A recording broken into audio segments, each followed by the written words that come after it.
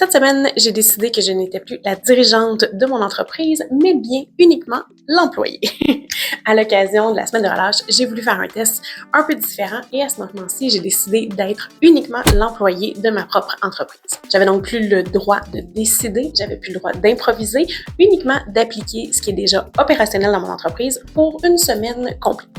Si tu ne me connais pas, je suis Audrey, propriétaire fondatrice de Vintage Virtuel et j'aide les entrepreneurs et propriétaires de PME à simplifier leur organisation interne pour gagner en clarté et surtout bâtir des entreprises solides. Alors, comme mentionné, je te présente dans la vidéo d'aujourd'hui mon plan pour ce test un peu plus unique. Pourquoi j'ai décidé de travailler uniquement comme une employée dans ma propre entreprise, les règles que je me suis imposées pour rendre ce test-là possible, ce que ça a exposé grandement dans mon entreprise et surtout ce que ça pourrait révéler dans la tienne aussi. Beaucoup d'entrepreneurs pensent que leur entreprise fonctionne bien et c'est le cas, mais uniquement si ils ou elles sont là. Et malheureusement, ça peut être un problème sur le long terme. Évidemment, c'est pas en étant indispensable à son entreprise qu'on gagne en clarté mentale. Bien au contraire, ça ajoute du poids, ça ajoute de la lourdeur sur le quotidien et c'est rarement ce que l'on veut. La plupart du temps, ce qui va nous révéler que ton entreprise fonctionne uniquement bien si tu es là, c'est que tu vas prendre des décisions d'instinct. La plupart des informations vont vivre dans ta tête ou ton cerveau. Les procédures sont un peu implicites et surtout pas détaillées ou du moins structurées. Et c'est toi qui joues tout l'ensemble de collage organisationnel au sein de ton entreprise. C'est pour ça que je me suis posé une question toute simple. Si je devenais moi-même l'employé de mon entreprise, qu'est-ce qui se passerait? Est-ce que tout serait clair? Est-ce que je serais capable de tenir une semaine? C'est exactement ce que j'ai testé dans la vidéo d'aujourd'hui. Comme tout bon test de ma série pour la découverte des trucs et astuces qui peuvent fonctionner dans ton entreprise, j'ai établi des règles simples, mais quand même assez précises pour que je puisse réellement savoir si être employé de mon entreprise allait me donner les réponses que je cherchais. Donc, règle numéro 1, je ne pouvais suivre que les instructions ou les procédures qui avaient déjà été écrites pour mon entreprise.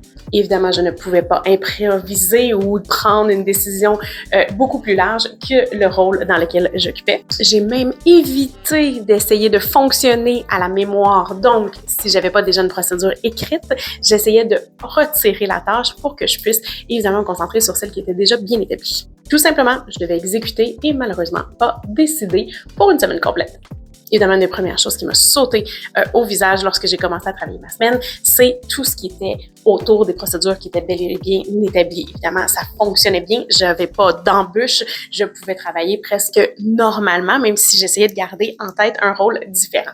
Par contre, le moment où je suis arrivée à des tâches qui n'étaient pas indiquées, pour lesquelles je n'avais pas nécessairement de procédure bien inscrite, ça a été un petit peu plus difficile. Évidemment, je me suis toujours assurée de répondre aux demandes de ma clientèle et de mes responsabilités.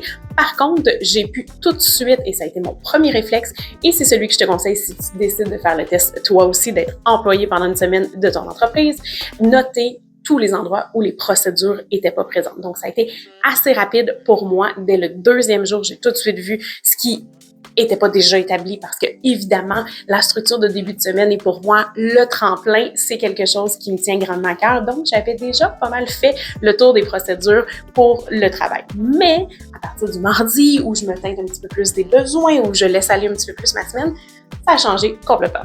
Évidemment, ça a eu du bon. Je me suis rendu compte exactement les endroits où les décisions qui me revenaient et ce que je portais en tête. Donc, encore une fois, la fameuse lourdeur, clarté mentale qui n'était pas bien organisée dans certaines tâches et sujets spécifiques de mon entreprise.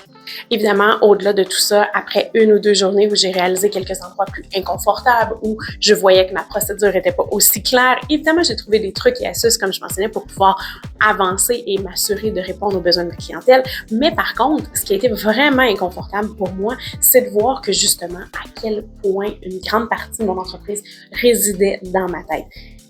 L'idée est qu'on veut être entrepreneur et surtout qu'on veut être serein, qu'on veut que l'entreprise continue d'évoluer sans notre implication nécessairement, ou du moins toujours en diminuant si possible, c'est de voir que l'entreprise peut grandir sans qu'on soit impliqué. Mais en étant soi-même employé de son entreprise, c'est la meilleure façon de se rendre compte ou, au contraire, notre entreprise vit uniquement dans notre tête. Donc, ça a été le point le plus inconfortable pour moi de réaliser à quel point c'était encore le cas, malheureusement.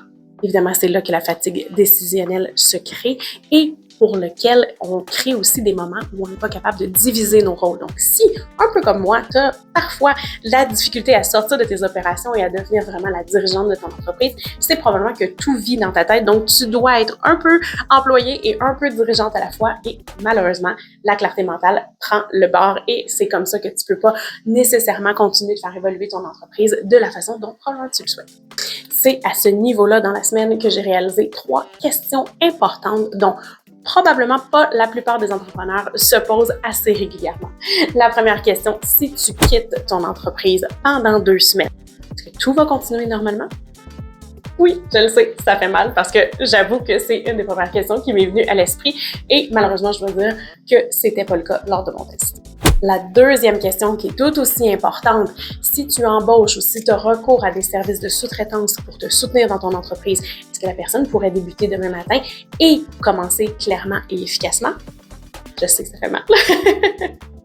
Troisième question, est-ce que tes processus, est-ce que tes procédures sont facilement transférables si jamais tu devais vendre ou passer ou changer d'entreprise? Encore une fois, je le sais, ça fait mal. C'est souvent les réalisations, et du moins, ça a été les constats qui m'ont été le plus flagrants pendant ce test-là, pendant une semaine, parce que en mettant moi-même le chapeau d'employé et surtout en changeant pas, en alternant pas entre les deux rôles, j'ai vu à quel point quelqu'un pourrait oui, se joindre à moi, mais à quel point probablement cette personne-là aurait de la difficulté à bien remplir ses journées et surtout à les rendre fluides, ce qui, au contraire, ne m'aiderait pas du tout. Donc, j'ai dû voir exactement les aspects pour lesquels les procédures étaient à revoir et surtout clarifier. Alors, si je te pose une des questions directement qui m'est venue pendant mon test, est-ce que ton entreprise, si tu quittais pendant 2 semaines, fonctionnerait correctement?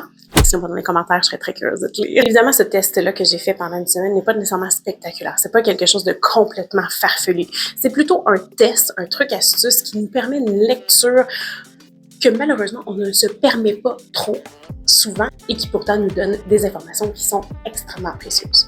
Si tu réalises et que tu fais le test toi aussi, que ton entreprise vit beaucoup trop dans ta tête et que tes procédures ne sont pas assez prêtes à quelqu'un qui pourrait se joindre librement à toi, évidemment, c'est pas un échec, c'est pas une erreur, c'est tout à fait normal et dis-toi que c'est le parfait moment et surtout la parfaite façon d'être beaucoup plus lucide face à ton entreprise et justement de remédier rapidement à la situation.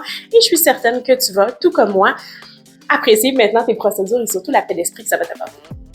L'idée quand on est entrepreneur, c'est de pouvoir, oui, optimiser, mais surtout savoir qu'on peut faire mieux et surtout savoir qu'on peut se déposer avec confiance et que notre entreprise n'en sera pas pénalisée. Si tu as aimé le truc et astuce que je t'ai parlé aujourd'hui et si tu as l'intention, toi aussi, de faire le test de travailler comme employé au sein de ton entreprise pendant une semaine, laisse-le moi dans les commentaires. Je t'invite aussi à nous laisser un pouce d'encouragement pour cette vidéo et je vais te dire à la prochaine vidéo.